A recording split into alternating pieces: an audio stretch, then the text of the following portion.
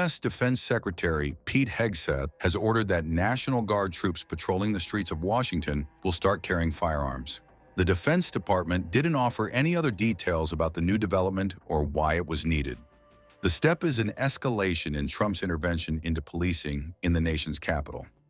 Nearly 2,000 National Guard members have been stationed in the heavily Democratic city, with the arrival this week of hundreds of troops from several Republican-led states. Trump initially called up 800 members of the District of Columbia National Guard to assist federal law enforcement. Since then, 6 states have sent troops to the city, growing the military presence. It was unclear if the Guard's role in the federal intervention could be changing. Trump has boasted that the city is safer than ever because of his intervention. He told reporters on August 21st that it's a miracle what's happened. Well, I just want to thank everybody very much for being here. I wanted to do this. We've had some incredible results. The results have come out, and it's like a different place. It's like a different city. It's the capital. It's going to be the best in the world. We're going to do what you're doing with law enforcement, and very importantly also, we're going to physically do it. We're going back to Congress for some money, and we're going to redo a lot of the pavement, a lot of the medians, a lot of the graffiti's all coming off real fast. It's going to come down real fast. We're working with Clark Construction. They're one of the big ones. They're the biggest here by far, actually. And we're going to be not so much building, it's cleaning and fixing and redoing and putting brand new surfaces down on your roads and streets. And when people come in from the airport all the way to the Capitol or the White House or any place else they go, and they're going to say, boy, this place is spotless. So we're doing that. Most importantly, though, we're going to have a crowd of people that are going to be happy. You know, I've received more phone calls from people in the last 4 days than I ever have. I've been here now 4 years plus. And by the way, I think we had about the best 7 months, they're saying, that any president's had. We've done a lot of work. We've done a lot of good work, including the biggest tax cuts that you've ever had. I know you guys don't care about taxes, so you don't care about saving a little tax, but you saved a lot of tax, actually.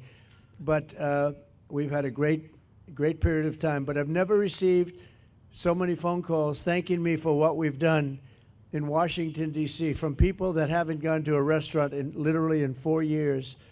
And they said, you know, what you've done it's unprecedented, because what they said, it was just unsafe. We couldn't do it. We'd go out and you'd see the stories, you'd read the stories, you'd see all of the things that are happening.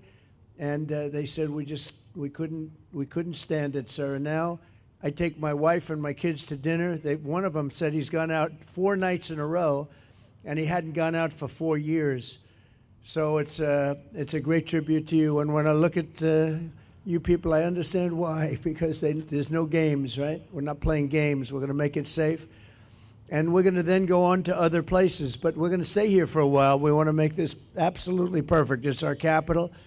And I guess it used to be many years ago safe, but it's certainly not had a very good run. And you got to be strong, you got to be tough, you got to do your job. Whatever it takes to do your job, you got to do your job. But the crime numbers are way down. I'm looking at, you saw some of the stats, they just read them out to me inside, the numbers that we haven't seen here ever, actually ever.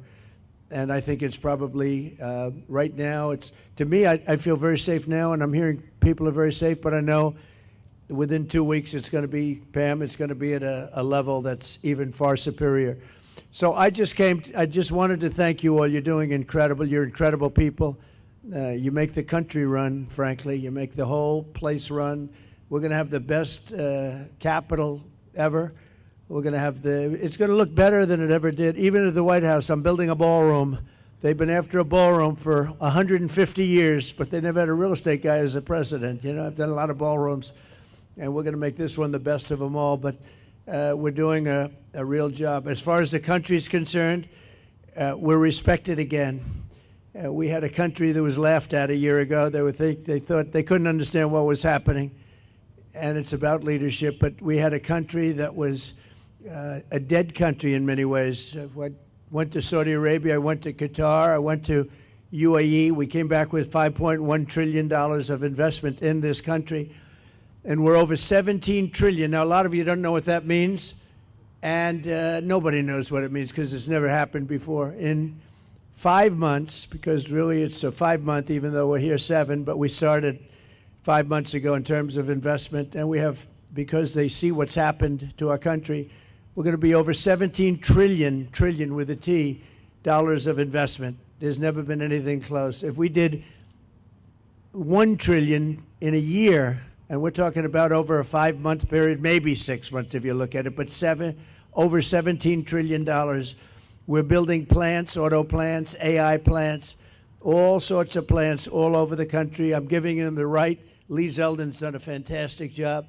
We're giving them the right to build electric plants. They become almost like a public utility because we have old grids. We have a lot of stuff that's old. We wouldn't be able to compete with China AI. And now we're totally leading the AI race. And the artificial intelligence, it's a big deal, and it's the hottest thing there is for probably in 35, 40 years. It's a lot of people don't know what it is. Just trust me, it's very hot, it's big. But they need massive amounts of electricity. They need more electricity than we have right now in the whole country servicing everything. In other words, we have to at least double it up to be competitive and to be leading. And we're more than doubling it up. And what I'm doing is I'm letting all of these very rich companies, and they've got nothing but they got a lot of money, and they want to invest it in the United States, and they're building big plants, but they're building electric plants with it. I said, you build your building, and these are buildings that cost 30, 40, 50 billion dollars when you include everything that's inside, all the technology. I said, I'm going to let you build electric plants to fire your own electricity, and anything that you have left over, you sell it back into the grid. So all of these big factories that are being built are building their own electric plants fired by oil and gas. They're not fired by wind, by the way, because wind doesn't work, but we won't say that. It destroys everything. It looks terrible. It's a very expensive form of energy. And we're not doing wind. We're going back to fossil fuel. I hope not too many of you people are going to be upset, but we have to go back to what works. We can't be foolish. But we're building massive electric plants all over the country. The companies are building, and then they sell it back into the grid. But we're building numbers that nobody's ever seen. We're auto plants. We have many auto plants going up, whereas during the last 4 years, as you know, we had like none. People weren't investing here. So where they weren't investing and they were leaving. But I just finished by saying this. So I was with the King of Saudi Arabia. I was with all of the NATO leaders a couple of weeks ago, and they are putting up not 2%, but 5%. They said 5% of GDP, that's a lot of money. They'll have trillions of dollars put up. They were putting up 2, but they weren't paying it. Now they're putting up 5, and they're all paying it. And they all said the same thing. They said, 1 year ago, your country was dead. We never thought it was coming back. And now you have the hottest country anywhere in the world. These are the leaders of other countries, the prime ministers and the presidents, every one of them said essentially the same thing, said we had a dead country, and we were. We felt that way, and we were.